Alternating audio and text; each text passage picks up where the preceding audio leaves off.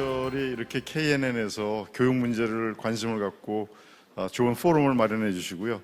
또 주혜진 위원장님을 비롯해서 관심 있는 이 지역의 유지들께서 이렇게 와주신 것에 대해서 감사의 말씀을 드리고, 제가 짧은 20분 정도의 시간이지만은 좀 정리를 해서 말씀을 드리겠습니다. 크게 한 4가지 정도의 주제인데, 하나는 대학이 왜 변화해야 되는가 하는 것, 또 미래의 인재는 무엇인가 하는 것이고요. 두 번째는 제가 고려대학교 총장을 2015년부터 19년까지 하면서 어떤 변화를 시도했는지, 또 어떤 것은 왜 좌절됐는지 이런 것하고, 그다음에 완전히 21세기 새로운 대학으로서 지금 태제대학이라는 것을 준비하고 있는데 이건 어떤 내용인지를 보고, 그다음에 국가나 우리 사회가 미래의 대학을 위해서 무슨 일을 해야 되는지에 대한 4가지 주제를 가지고서 말씀을 드리겠습니다.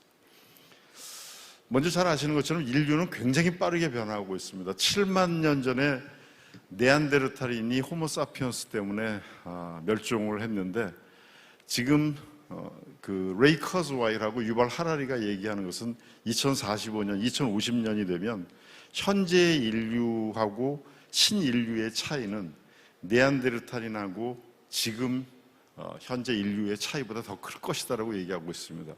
완전히 다른 형태의 인류가 등장하고 있는 거죠.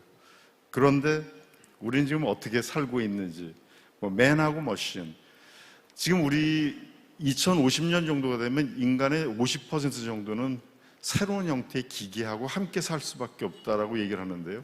현재 여러분들도 잘 아시는 것처럼 우리 삶의 10%는 이미 휴대폰에 의해서 지배되고 있는 그런 삶을 살고 있습니다. 느끼시지 못하겠지만 유발 하라리는 그렇기 때문에 2050년대가 되면 호모데우스, 우리 인간이 신처럼 그런 존재가 될지도 모른다라고 얘기를 합니다. 그런데 우리는 21세기에 이렇게 다른 세상으로 바뀌었는데도 아직 모든 일들은 20세기의 틀에서 벗어나고 있지 않습니다. 정치, 사회, 문화 다 바뀌었고요.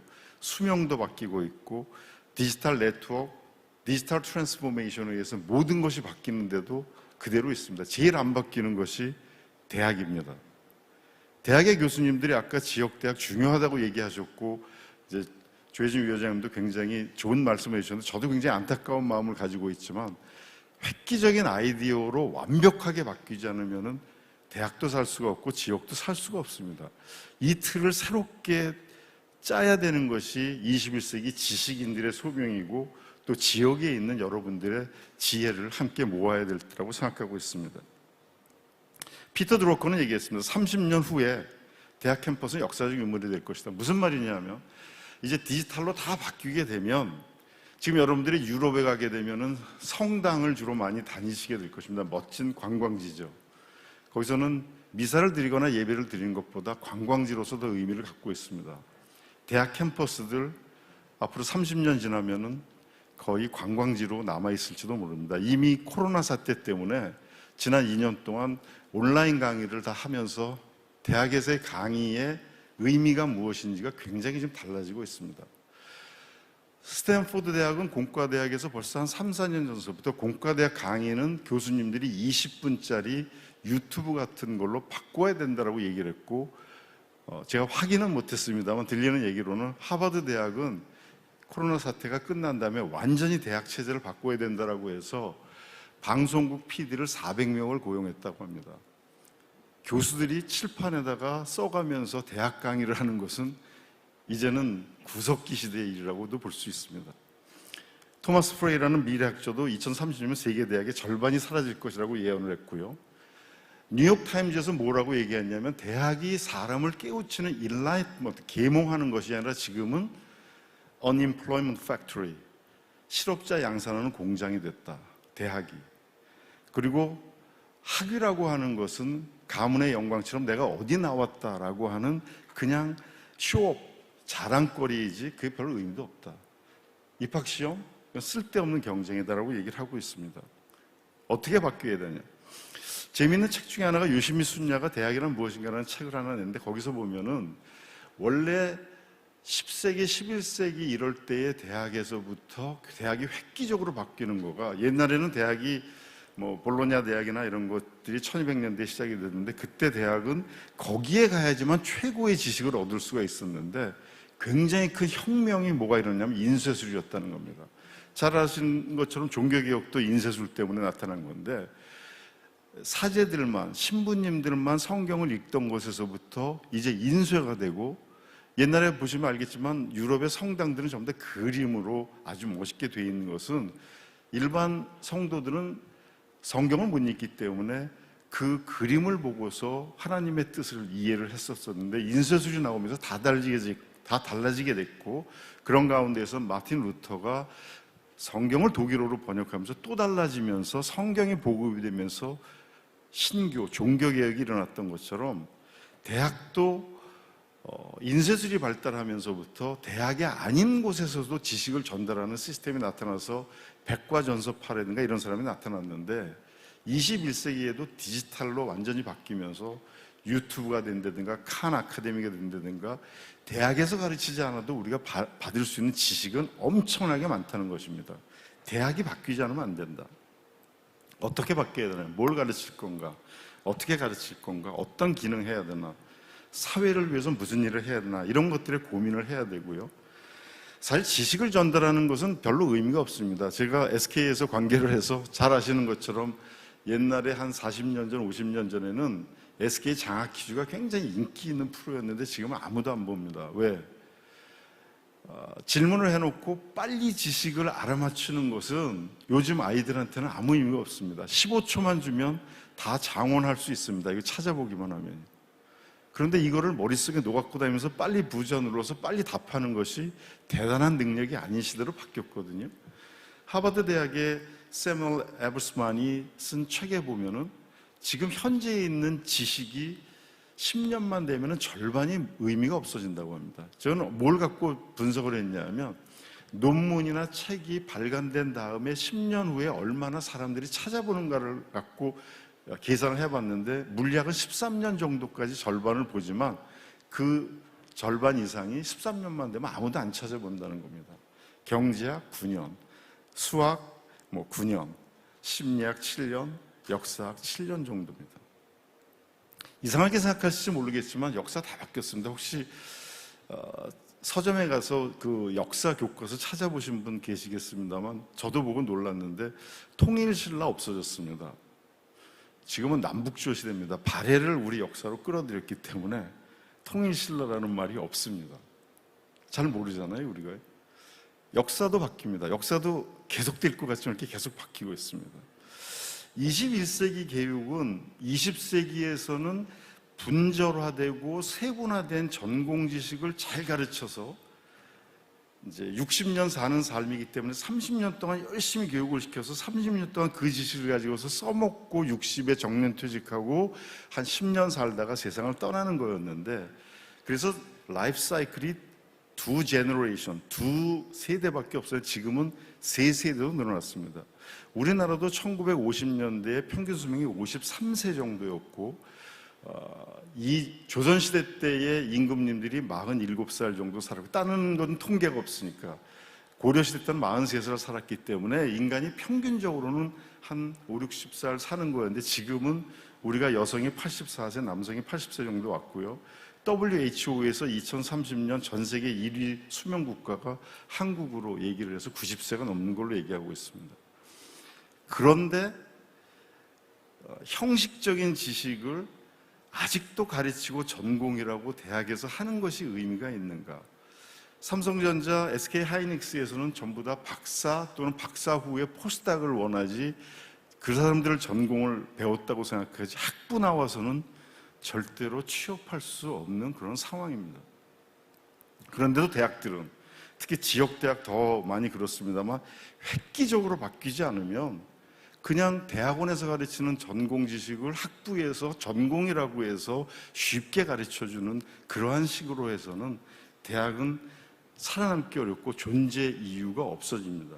지금 대학 70%, 80% 간다고 하지만 착각하고 있는 것이 1960년대에는 6% 같고, 제가 대학을 졸업하던 1970년대 말이나 80년대 초까지 우리나라는 20%만 대학을 갔습니다. 지금 대학 졸업한 학생들은 어떻게 보면, 제가 농담으로 저희 아이들한테도 그러는데, 한 고등학교 중퇴 정도 수준일지 모르겠다. 60년대로 따지면. 왜냐하면 석사가 10%가 넘었고요. 박사가 2%가 넘습니다. 그런데 대학을 아직도 전공을 가르친다라고 생각을 하고 전공을 중심으로 모든 교수님들이 쉽게 교과서를 가르치고, 저도 학교에서 완전히 바꾸자라고 얘기했는데 경제 원론을 15명의 교수가 15개의 과목을 50명씩 쪼개가지고 가르치는 이게 21세기에 맞는 거냐. 하버드나 스탠포드의 영어 강의 경제 원론을 틀어주고 나머지는 대학원 학생들하고 문제풀이를 하고 문제 해결 방식을 찾는 것이 훨씬 더 좋은 것이지 이게 맞는 것인가 고민을 좀 하셔야 됩니다. 교수가 안 바뀌면 대학의 미래가 없습니다. 참 지역대학 육성해야 된다고 하지만 대학 시스템이 획기적으로 바뀌지 않으면 살아남지 못합니다. 어떻게 경쟁에서 스카이 대학하고 살아남을 수 있겠습니까? 여기는 다른 형태로 해야 되죠. 시간이 없어서 빨리빨리 넘어가겠습니다. 학령 인구 감소하고 있는 심각한 현상들이 일어나고 있고요. 대입 지원자가 2019년에 53만 명이었는데 딱 5년 뒤에 37만 명으로 줄어듭니다. 엄청난 변화가 일어나는 거죠. 지식 전달 이대로 해서는 안 되고 시장에서도 대학을 믿지 못하고 있습니다. 이건 제가 쓴 책 중에 하나인데 이제 다 바뀌어야 된다. 대학생들도 개척을 해서 해야지 유람선 오기까지 내가 대학 나왔다고 해서 좋은 유람선 태워가지고 관광지 돌아다니는 거 없다. 이제는 형식지보다는 암묵지, 내가 내재화하고 있는 내 지식, 그 다음에 사회에 나가서도 공부 잘하는 학생들이 성공하는 것이 아니라 공감을 잘하고 프로젝트를 잘하고 같이 해야 되는 겁니다. 이 부분을 이야기를 해주셔야 됩니다. 삼성전자의 CEO들이 한 60명 이상 되는데 그분들 중에 스카이 대학이나 카이스트 출신들 절반도 안 됩니다. 부산대학, 경북대학 출신들 다 있으십니다. 왜 그럴까? 그 사람들이 지금 학생들이 생각하는 것처럼 단순 지식만 가지고서 거기까지 올라갔을까? 그렇지 않거든요. 옛날에는 학교의 우등생은 사회의 열등생이라는 말도 있었습니다. 근데 지금은 엄마들이 무조건 학교에서 공부만 잘하면 사회에서도 성공할 거라는 착각을 가지고 있기 때문에 아까 이야기한 것처럼 쓸데없이 스카이 대학에 보내야지만 된다고 생각합니다. 저는 제가 스카이 대학 총장을 했기 때문에 그런데 연세대학교 와서도 그 얘기 했는데 이제 스카이 대학 졸업장은 10년도 유효하지 않으니까 엄마 말 듣지 말라고 학생들한테 굉장히 강조를 많이 했습니다. 변화해야 되는 건데요. 이 문제를 생각을 못 하는 거죠. 제가 몇 가지 교육 시스템도 바꾸고 산무정책이라고 해서 출석도 부르지 마라. 외국 대학에서 온 교환학생들이 비웃어요. 왜 5분, 10분씩 출석을 부릅니까? 미국 대학에서 출석 부르는 데 없습니다. 애들 다 프로젝트로 시험을 보고 그러는데 아직도 우리는 60년대처럼 중간고사, 기말고사, 출석 부르고 시험 감독 철저히 하고, 제가 다녔던 스탠포드 대학은 오히려 시험 감독을 하지 못하게 되어 있습니다. 미래의 인재들이고 나라를 이끌어갈 애들을 잠재적인 범죄자로 지켜보고 있으면 안 된다. 그리고 애들이 책을 보고 썼거나 이렇게 컨닝을 한다라고 해서 학교에다가 리포트를 해도 처벌할 수가 없습니다. 왜 그러냐면 그것은 교수가 생각하는 문제를 내지 않고 베낄 수 있는 문제를 냈기 때문에 교수가 문제를 잘못 낸 거다라고 해서 처벌하지 않습니다. 패러다임이 바뀌고 생각이 바뀌어야 되는데 그렇지 않다는 거죠. 저도 이제 외국 대학 많이 다니면서 지금 이 그림을 하나 상징적으로 보여드리는데, 대학이 너무 권위적이고, 지금 아까도 몇몇 대학들 그림 나왔습니다. 부산에 있는 대학도 다 그럴 겁니다. 권위적이고 그 안에서 강의만 잘하면 된다라고 했는데 학생들이 이제는 자기 생각을 얘기해야 되기 때문에 제가 38개의 5대학 6대주를 다녔던 중고 컨테이너를 가지고서 학생들이 생각할 수 있는 방을 만들어줬습니다. 이거는 동아리처럼 자기가 점령할 수 없고 한 달만 빌릴 수 있고 그룹으로 빌리고 한 과에서만은 빌릴 수 없고 다른 과끼리 연결이 돼야 되고 연세대학교나 서울대생들, 졸업생들, 사회인들하고만 빌릴 수 있는 그런 방인데, 여기에서 200개 팀이 지난 한 4, 5년 동안에 나왔고 스타트업들이 엄청나게 많이 나왔습니다. 5층짜리 건물인데요. 상징적으로 수업만 받는 곳이 아니라는 것을 만들어줘야 되고요. 이걸 했더니 뭔가 만들어보고 싶다고 해서 엑스거라지라고 스티브 잡스는 이제 주차장에서 애플을 시작을 했지만 이런 데서 좀 만들어 봐라 라고 해서 6억짜리 3D 프린터도 저희가 정부 지원을 받아갖고 여기다 나갔고 이런 것을 애들이 만들어 보고 있고요. CJ에서 도움을 줘서 원래 이 공간은 200평짜리 고시실처럼 이렇게 독서실처럼 돼 있던 것을 다 없애버리고 이제는 여러분들이 여러분 생각을 만들어야 됩니다라고 해서 유튜브 만들 수 있는 이러한 스튜디오를 6개 정도 하고 테드 할 수 있는 데를 만들어줬더니 여기에서 한 졸업생은 화장하는 기술을 가지고서 해갖고 한 달에 3천만 원씩 번다라고 얘기하는데 이제는 학생들이 만드는 능력을 키워줘야 된다는 겁니다. 바뀌어야 된다는 거고요. SK미래관을 SK에서 도움을 줘서 했는데 여기는 8,300평 정도 되는 7층짜리 건물인데 교실이 하나도 없는 최초의 건물입니다. 다 개인 집중실이나 토론실이 110개가 있어서 토론하는 방으로 바꿔놨습니다. 겉에는 이렇게 화려하지만 안에는 완전히 미래형으로 만들었죠. 시간이 없어서 간단하게 한 5분 정도만 새로 하려고 하는 대학을 얘기를 드리겠습니다. 태제대학이라고 미국의 미네르바 대학 스타일로 만드는데 여기는 영어, 수학, 역사, 철학 그런 것 같은 교양 과목을 1학년 때 가르치는 게 아니고 하버드 대학의 스티븐 코슬린이라는 교수가 인지심리학을 한 사람이기 때문에 무엇을 1학년 때 해야 되는가.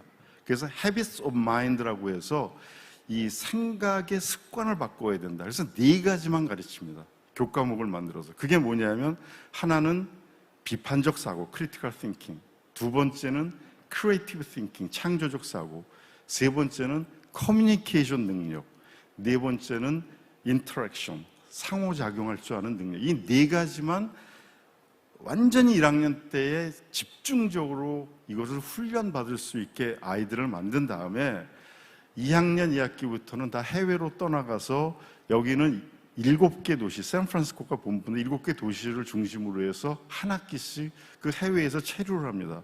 서울도 하나로 들어가 있습니다. 서울, 타이페이, 런던, 베를린, 그 다음에 하이드라바드, 그 다음에 부에노스아이레스 이런 나라를 다닙니다. 여기는 캠퍼스가 없습니다. 그래서 돈이 많이 안 듭니다. 보통 미국에 5, 6만 불의 등록금을 내는데 여기는 2만 불 냅니다. 왜 그러냐면 체육관을 질 필요도 없고 도서관을 가질 필요도 없습니다. 다 온라인 강의를 전 세계에서 하고 있고 이 학생들이 예를 들어서 나는 운동을 좀 하고 싶어 그러면 그 도시에 가서 서울이면 서울에 가서 피트니스 센터 가서 자기가 등록해서 하면 되는 거고 거기서 밥 사 먹고 거기서 애들끼리 놀면서 공부를 하면 되는 그런 시스템으로 다 바뀌었습니다. 옛날에는 학교에서 전공을 가르치면 대학에서 된다라고 했는데 전공이 이제 아니고 wisdom, 지혜를 가르쳐야 되고요. 단순하게 공부만 하는 것이 아니라 높은 이상을 가지는 비전을 키워줘야 되고 대학생이라고 하면은 나라를 이끌어야 되는 사람들이기 때문에 그 다음에 또 하나는 사회성을 가져야만 된다는 것입니다.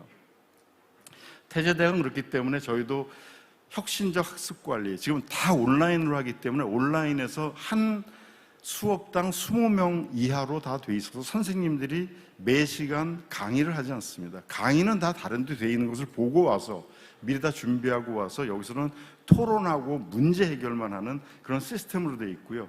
여기에서는 요즘은 이런 프로그램들이 잘 LMS, 러닝 매니지먼트 시스템 잘 돼 있어서 발언을 잘 안 하는 학생들은 파란색으로 표시가 되고 발언을 많이 하는 사람은 빨간색으로 표시해서 선생님이 수업을 하면서 개개 학생들의 평가를 다 할 수 있게 되어 있습니다. 끝나고 나면 이걸 전부 다 녹화를 했다가 학생들한테 연락을 해서 너는 요번에 크리에이티브 띵킹, 창의적인 생각이 발언하는 데 좀 약했어. 이런 걸 다 지적을 해줍니다. 매 수업 들어오기 전에 1000자 정도의 에세이를 다 내게 하고 그것을 선생님들이 삭발한 펜으로 다 고쳐갖고 나눠줍니다. 학생 중심으로 키워야 되는데 지금은 미국의 큰 대학들도 이걸 반성하고 있는데 대부분의 한국의 대학들은 종합대학들은 학생이 대학에 들어오면 전공 들으라고 하고 방목합니다.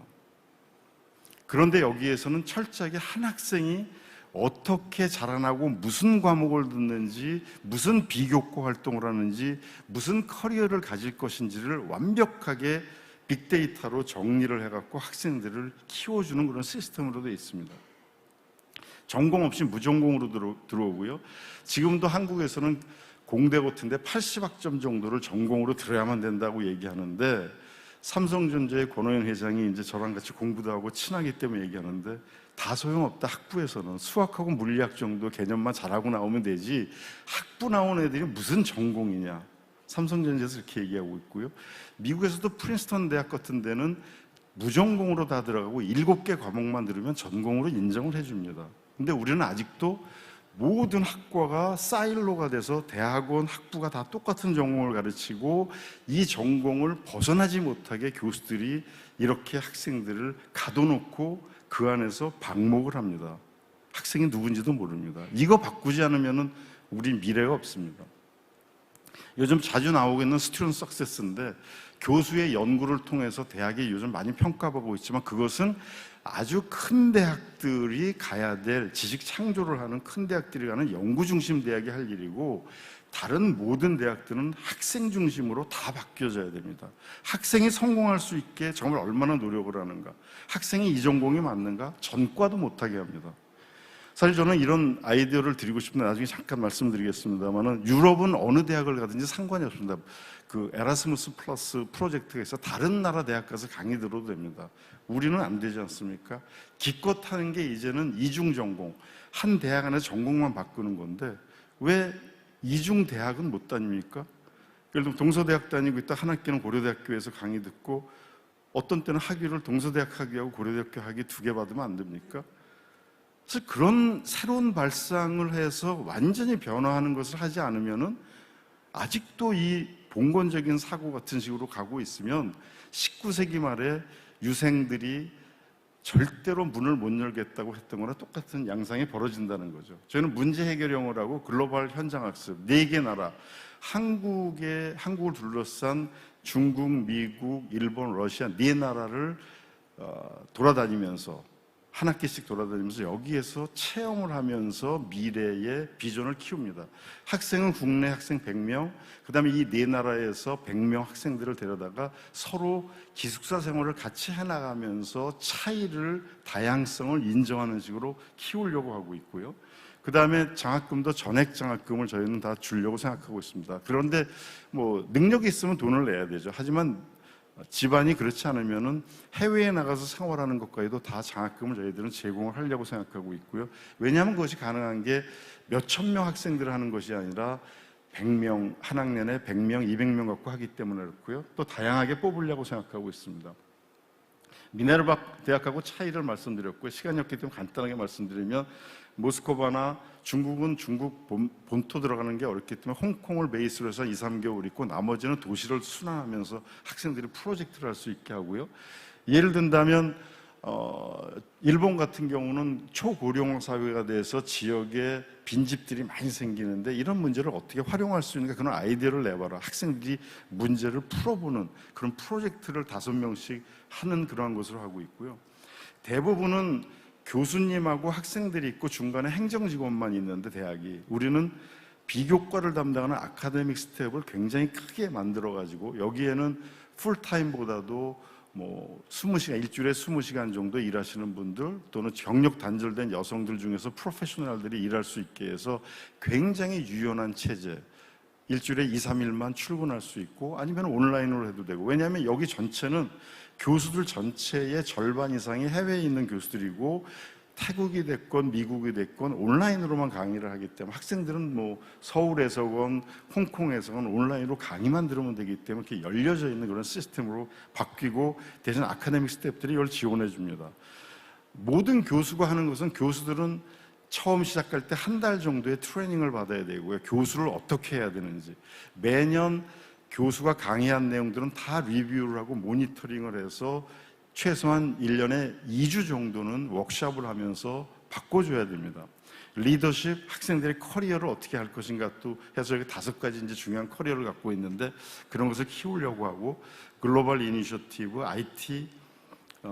IT에서는 특히 저희는 온라인 대학이기 때문에 오프라인 캠퍼스가 없어서 메타버스 캠퍼스를 만들어서 저희가 창덕궁 옆에 지금 본교를 만들려고 하는데, 창덕궁을 메타버스 캠퍼스로 해서 규장각을 디지털 라이브러리, 영화당을 강당 이런 식으로 그 안에서 전 세계 어디 흩어져든지 아침이면 메타버스로 들어와서 하려고 하고 있고, 저희는 글로벌 이슈를 주로 많이 학생들한테 전달해 주려고 하기 때문에 우주 정거장을 제2 캠퍼스로 해서 글로벌 이슈들에 대해서는 뭐 반기문 총장님이나 이런 분들하고 거기서 토론할 수 있는 그런 시스템으로 바꾸려고 생각하고 있습니다.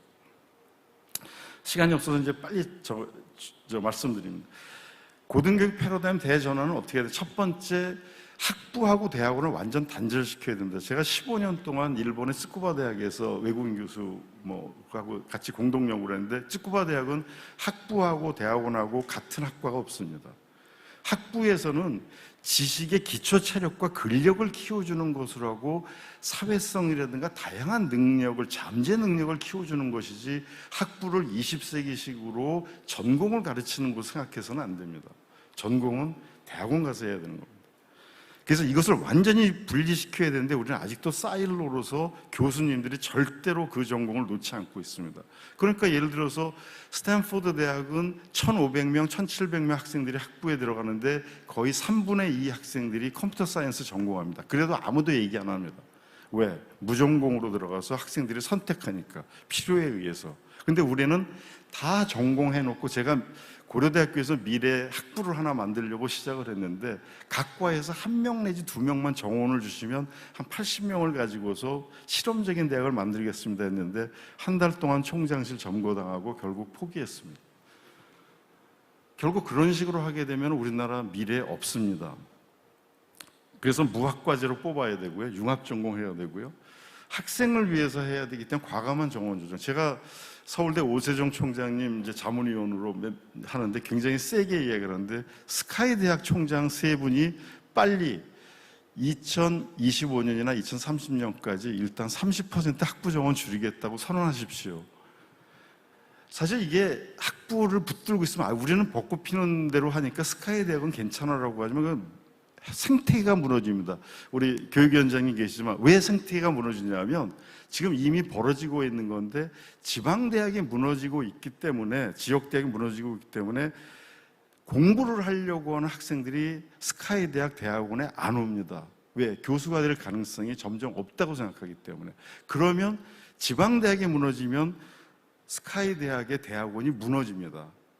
후속세대, 학문의 후속세대가 붕괴되기 시작을 하는 거거든요. 왜냐하면 갈 자리가 없으니까. 그렇기 때문에 빨리 여기서도 줄여야 된다. 학생들이 3분의 1이 이미 입학 정원이 줄어들면, 제가 그래서 좀 심하게도 얘기를 하는데요. 아니, 전두환 대통령이 졸업 정원제 하면서 2배로 늘리고 그런 걸 교육 정책을 했는데, 아니 왜 지금은 왜 그걸 못하냐. 교육부에서도 나서가지고 3분의 1씩 다 줄입시다. 대협약을 해서.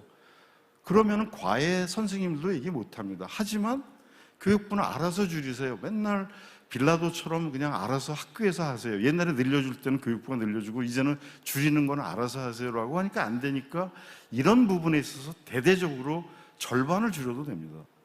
그것도 당장 줄이면 타격이 있다고 하면 2030년까지 우리 절반 줄입시다. 그런 협약을 맺는 것이 굉장히 중요하거든요. 그렇지 않으면 지역은 다 붕괴되고 결국은 자기 발등 뜻이 스카이 대학도 붕괴됩니다. 대학원이. 볼로냐, 이것도 우리 장재국 총장님도 이제 일본 쪽 같이 하시고 그러는데, 장기적으로 한 2050년 정도가 되면 한중일은 대학 연합이 돼갖고 어느 대학을 한 학기씩 다녀도 괜찮을 정도의 그런 볼로냐 프로세스를 해야 되고 에라스무스 플러스를 해야 된다고 생각하고, 그래서 21세기 동북아 인재를 육성해야 된다고 생각합니다. 특히 부산은 지역적으로 일본하고도 굉장히 가깝고 뭐 상해하고도 가깝기 때문에 그런 아이디어들을 많이 내야 된다고 생각을 하고 있고요. 또 하나는 이제 2015년에 나온 타임즈인데, 몇 살까지 살 건데 142살까지 얘기했는데, 지금은 두 제너레이션 사는 게 아니라 최소한 3제너레이션 사는데, 2제너레이션을 잘 살기 위해서 좋은 대학 가고 좋은 결혼하고 좋은 직장 잡고 그랬는데, 이제는 3번째 제너레이션을 잘 살기 위해서 50대가 대학을 다녀야 되는 그런 시대가 왔습니다. 그래서 강남에 있는 비싼 아파트를 갖고 계신 분들이 세금 많이 내는데, 그분들 보고 떠나라고, 집 팔고 나가라고 그러면 안 나가시고 창피하다 이렇게 얘기하는데, 제가 낸 아이디어는 그래서 포스코에도 얘기하고 SK에도 회장님들한테 얘기했는데 지역 대학에서 문 닫는 대학 있으면 3,400억 주고 사셔갖고 기숙사를 4명이 들어가는 기숙사 있으면 부부 기숙사로 바꾸고, 그다음에 거기는 완전히 새로운 형태의 4년 동안 뭐 서울에 살건 여유가 있는 분들이 유학으로 올 수 있는 시스템을 만들어서 한 100만 원 주고도 생활할 수 있는 시스템을 만들어 주세요. 이제는 평생교육도 새로운 차원에서 이것이 돼야 되는 거. 그러면은 강남을 떠나더라도 나는 유학을 간다라는 생각으로 50대, 60대가 떠날 수 있는 그러한 틀을 만들어줘야 됩니다. 그러니까 자꾸만 여기서는 최고의 과정, 여기도 부산 지역을 위해서만 하지 말고 딴 지역에서 데리고 올 수 있는 그런 시스템을 한번 고민을 하시면 좋겠다는 생각을 갖고 있습니다. 고등교육 투자해야 되는데 이건 아주 마지막으로 간단하게만 얘기하겠습니다. 기시다 수상이 최근에 이렇게 얘기했습니다. 노벨상 일본에서 많이 받았지만 이거는 옛날 선배들이 투자한 결과다. 지금 이대로 가다가는 한국한테 진다. 한국의 연구 역량이 굉장히 좋아졌습니다. 이제 한국이 연구한 지는 20년 내지 30년밖에 안 됐습니다. 김도현 총장님 얘기하시기를 1990년대에 SCI 논문 영어로 쓰는 거는 굉장히 이상한 일이었다고 하는데 지금은 거의 다 쓰고 1년에 몇십 편씩 씁니다. 한 사람이. 바뀌었거든요. 미래 비전이 있는데 일본은 안 그렇다. 그래서 뭘 했냐면 정부가 4조 5천억 엔, 그러니까 어떻게 보면 저게 한 우리로 치면 45조 정도 되는 거죠. 민간이 5조 5천억. 그래서 100조, 우리나라 돈은 100조 정도의 펀드를 마련해 갖고 거기서 나오는 이자를 매년 3천억 엔씩, 그러니까 3조 정도를 대학에다 투자를 하겠다는 계획을 세웠습니다. 우리는 이번에 안타깝게도 새 정부에서 고등교육에 대한 비전이 하나도 없습니다. 이거는 망하는 길입니다. 우리가 전 세계에서 5위 안에 들어갈 수 있는 가능성이 너무나 큰데도 불구하고 지금 과거만을 지향했던 문재인 정부나 고등교육에 대해서 관심이 없는 새 정부에 저희는 참 좀 난망하다라고 생각을 하고 있는데, 저기 보시면 알겠지만은 전교조 때문에 초등교육이나 중등교육은 한국의 OECD 평균보다 30% 이상씩의 예산을 따갑니다. 고등교육은 한 절반밖에 되지 않습니다. OECD 평균에. 외국에서 유럽에서는 고등교육은 국가를 위해서 공부를 해줘서 고맙다라고 해갖고 오히려 적극적으로 지원을 해주는 미래에 대한 투자라고 생각하는데, 우리는 자기 돈 갖고 가서 자기 출세하는 것이라고 아직도 그 인식을 갖고 있기 때문에 1990년대에 가서 설탕이 특수소비세에서 제외된 것처럼 1990년대까지도 설탕은 부자만 먹는 거라고 생각을 했는데, 대학도 이제는 80%가 대학을 가는데 아직도 자기 돈 내고 가야 된다고 하고, 전 세계에서 80% 정도가 사립대학으로 되어 있는 대학이 일본하고 미국하고 우리밖에 없습니다. 제일 심합니다. 나머지는 다 국립입니다. 국가에서 대줍니다. 근데 우리는 돈을 하나도 안 쓰고 있습니다. 이러면서 미래를 이야기한다라고 하는 것은 정말 말도 되지 않는 일들이거든요. 그래서 이런 얘기도 있습니다. 이거는 이제 제가 과학기술 정책을 했던 과총에서 나온 얘기인데, 과총에서 중소기업들이 비즈니스를 했다가 나중에 떠나게 되면 자식한테 넘겨주지도 못한다. 절반 이상이 다 이제 상속세나 뭐 증여세로 빠져나가니, 그러면 이 기업을 운영을 못하니까 어떻게 하면 좋을까? 이게 미국에서도 옛날에 1930년대에 대학에다 투자를 많이 하게 된 그런 세제 혜택이었는데, 차라리 이렇게 하자. 어떻게 하냐면 주식을 전부 다 대학에다가 백지 신탁을 해갖고 거기서 나오는 주식의 배당금은 그 대학의 연구비로만 쓰자. 하지만 이거를 갖다가 세금을 증여세를 안 내기 때문에 거기다가 맡겨놓고 주식의 권한은 자식들한테 주자. 그래서 운영할 수 있게 하자. 그러니까 새로운 형태의 개념으로서 법제화를 하지 않으면 안 되고, 특히 지역 대학들 중에서는 일본은 이미 특별법을 만들었습니다만 엑시트 할 수 있게, 떠날 때 초기 투자를 보전받을 수 있게 해야 되는데, 우리는 그걸 전부 다 국가에 귀속할 수 있게 됐기 때문에 떠나지도 못하고 붙들고만 있고 점점 안타까운 상황에 있는데, 그런 법들을 만들어야 된다고 생각을 하고 있고요. 보시면 알겠지만 우리나라는 상속세하고 증여세가 가장 전 세계에서 높은 나라인데, 이거를 다른 형태로 풀어줘야 된다는 겁니다. 끝으로 이건 싱가포르 국립대학이, 이게 마지막 슬라이드입니다. 죄송합니다. 시간을 많이 넘겼는데, 싱가포르 국립대학이 한 얘기인데요. 정말 잘 가르치는 대학이 있다라고 하면 기업에서 스카우트 해가야 되는데, 스카우트 할 때 EPL, 잉글리시 프리미어 리그처럼 이종료 내고 가야 된다. 그래서 처음에 들어올 때 학생들이 입학을 할 때 계약을 맺는답니다. 그래서 나중에 대학에서 스카우트에 가면은 10년 동안 연봉의 10%는 대학에다가 내게 하는. 그것을 개인이 내던 회사가 내던. 이 정도로 대학에 투자가 있어야지 대학에 투자를 하나도 안 하고 거저 먹으려고 하면. 그래서 제가 박근혜 대통령한테도 이전에 한번 그런 얘기를 했습니다만, 우리나라 대학들이 4천 몇백 개 대학 중에서 100여 안에 드는 사립대학이 이렇게 있다는 거는 기적입니다. 국가는 아무 일도 안 하는데 다 자기가 알아서 이렇게 한다는 기적입니다. 이제는 투자하셔야 됩니다. 교육에 대한 투자가 없으면 우리나라 같은 부존 자원도 없는데 결국은 인재 갖고 먹고 사는 나라인데 여기다 투자를 안 하고 거저 먹으려고 하면 안 됩니다. 여태까지는 개인들이 소 팔고 집 팔고 해서 뭐 유학도 보내고 해서 여태까지를 끌어왔는데 이제는 바뀌어야 됩니다. 20조 이상의 23조 정도의 R&D 예산을 쓰고 있는데 그중에 1조 정도만, 2조 정도만이라도 대학을 위해서 투자를 하게 되면 확 달라집니다. 안 하고 있거든요. 50조씩 뭐 코로나 사태라고 막 나눠준다라고 하는데 대학에 대해서 한 푼이라도 나눠줍니까? 단 한 푼도 없습니다. 이런 부분에 대한 것을 우리 국가 전체가 심각하게 고민을 해야 된다는 생각에서 말씀을 드렸습니다. 나중에 기회가 되면 또 분권이라든가 교육에 대해서 또 말씀을 드리도록 하겠습니다. 고맙습니다.